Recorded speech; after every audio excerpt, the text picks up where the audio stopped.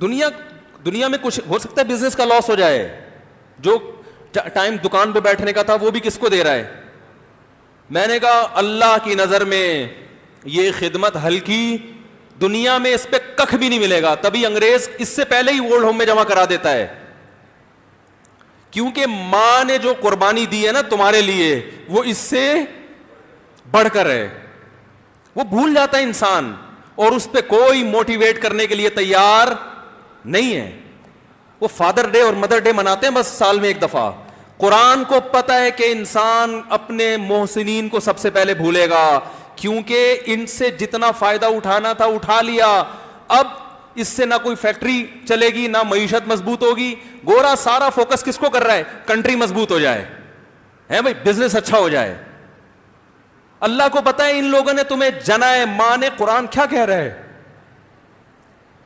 حملتہ امہ کرہن ووضعتہ کرہا, اس ماں نے تمہیں تکلیف سے پیٹ میں اٹھایا اور تکلیف سے تمہیں جنا ہے. وحملہ وفصالہ 30 شہرا, اور جب دودھ پیتے بچے تھے نا 2.5 سال اپنی گود سے چپکا کے رکھا ہے اس نے. 2.5 سال, ایک سیکنڈ کے لیے الگ نہیں ہوتی تھی. اس وقت تمہاری معاشرے کو کوئی ضرورت نہیں تھی.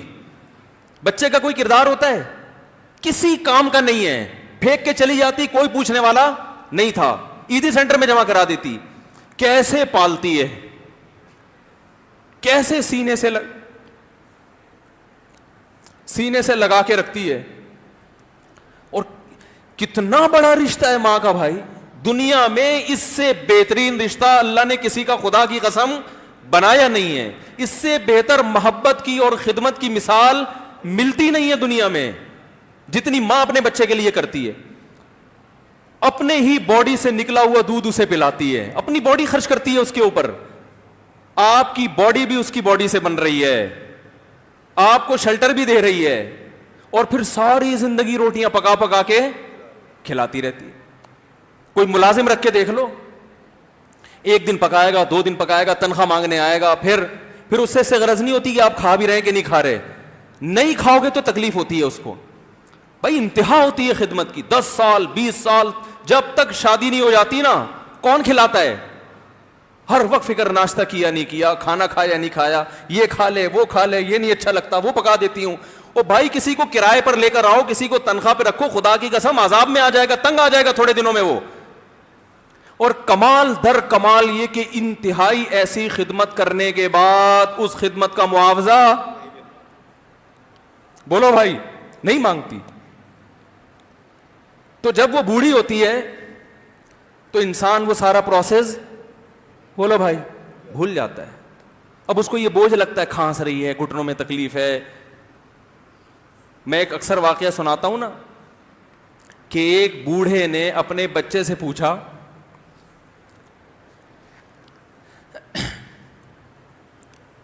ایک بوڑھے باپ نے اپنے بچے سے پوچھا کہ بیٹا یہ دیوار پہ کیا بیٹھا ہوا ہے؟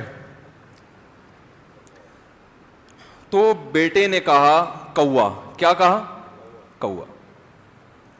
بوڑھے نے پھر پوچھا, آج کی جو ینگ جنریشن ہے نا وہ اپنے باپ کے زیادہ سوالات برداشت, بولو نا, وہ خدا کی قسم سارا دن موٹیویشنل اسپیکر کو سنتی رہے گی نا, پھر بھی اپنے باپ کی بات اس کو برداشت نہیں ہوگی. دم ہی نہیں ہے اس میں, معاشرے کی اصلاح ہے ہی نہیں. تو اس بوڑھے نے کہا کہ بیٹا یہ کیا ہے, یہ کیا ہے؟ تو بیٹے نے کیا جواب دیا؟ کوا. دوبارہ اس نے پوچھا بیٹا یہ کیا ہے؟ بیٹے نے کیا کہا؟ کوا. تیسری دفعہ پوچھا تو کوئی بہت ہی شریف خاندان کا بیٹا تھا, تو تیسری دفعہ میں سوال برداشت کر گیا. ورنہ آج نوجوان کے پاس بوڑھے باپ اور بوڑھی ماں کو برداشت کرنے کا حوصلہ نہیں ہے. 2-3 سوالات پر ہی آگ بگولا ہو جاتے ہیں. مجھ سے کہتے ہیں میرے ابا ایسے, میرے پاپا ویسے. او بھائی اگر تیرے ابا اچھے ہوتے تو اچھا تو دوست بھی ہو تو اس کے ساتھ اچھا سلوک کرنا چاہیے نا. ابا اماں تو خراب ہوں پھر اچھا سلوک کرنے کا حکم, اس لیے کہ ان کے احسانات ان کی برائیوں سے بولو زیادہ ہیں. جو احسان انہوں نے کر دیا وہ ایسا آپ پر احسان کر دیا ہے کہ اب اس کا بدلہ قیامت تک آپ نہیں چکا سکتے. تو وہ باپ نے دوبارہ پوچھا, تیسری دفعہ پوچھا یہ کیا ہے؟ تو بیٹے نے کہا کیا ایک ایک سوال کی پخ لگا کے رکھی ہوئی, کچھ اور کام کر لو ابا, بار بار ایک ہی سوال ریپیٹ کر رہے ہو. تو باپ کو اپنا زمانہ یاد آیا. اس نے کہا بیٹا جب تو چھوٹا تھا نا, تو نے 20 مرتبہ مجھ سے پوچھا تھا کہ ابو یہ 20 مرتبہ پوچھا تھا, اور میں ایک دفعہ بھی میں نے جھنجھلا کے جواب بولو نہیں دیا تھا. تو چونکہ بچہ بھول جاتا ہے کہ میری ماں نے میرے لیے کیا کیا, اور خود ماں بھی بھول جاتی ہے, حقیقت تو یہ ہے, باپ بھی بھول جاتا ہے کہ میں نے اپنی اولاد کے لیے کیا کیا. اللہ چونکہ یاد رکھتا ہے اس لیے اس نے قرآن میں بار بار ماں باپ کو بیان کیا ہے, بہت زیادہ بہت زیادہ. وَوَصَّيْنَا الْإِنسَانَ, فرمایا آرڈر نہیں دے رہا, حکم نہیں دے رہا, وصیت کر رہا ہوں. جیسے کوئی مرتے ہوئے دنیا سے جاتا ہے نا, ایسے وصیت کر رہا ہوں, حکم نہیں, وصیت. حکم سے بڑھ کر چیز ہے کہ ان کو نہیں بھولنا ہے, تم نے ان کو نہیں بھولنا ہے. تو یہ کون سے اچھے لوگ ہیں بھائی جو خدا کو بھی نہیں یاد رکھا انہوں نے اور اپنے پیرنٹس کو بھی نہیں. تو کسٹمر کو سے اچھے اخلاق سے بات کر کے یہ کون سے اخلاق ہو گئے. تو میرے ویسے جذبات, میں نے نا اس کی ماں کو دیکھ کے اس جوان آدمی کے میں نے کندھے پہ ہاتھ رکھا, لیکن چونکہ مجھ سے بولا ہی نہیں گیا, ٹھیک ہے نا, مجھ سے تو کیفیت ایسی ہو گئی کہ بس ایک دو باتیں میں نے اس سے کی. میں نے کہا بھائی اس خدمت کو ہلکا, اس کو ہلکا نہ, ابھی نہیں بولا جا رہا تو آپ سوچیں جب یہ منظر تھا تو کہاں بولا جا رہا ہوگا. تو میرے لیے سب سے مشکل جو ٹاپک ہے نا وہ والدین کے حقوق پہ بات ہے, کیونکہ جذبات بولنے نہیں دیتے. ساتھ دماغ کو اپنا ہٹاتا ہوں میں. جو آج کل والدین کے ساتھ ہو رہا ہے, اپنی بیوی کو دیکھا کرو یار, کیسے پالتی ہے,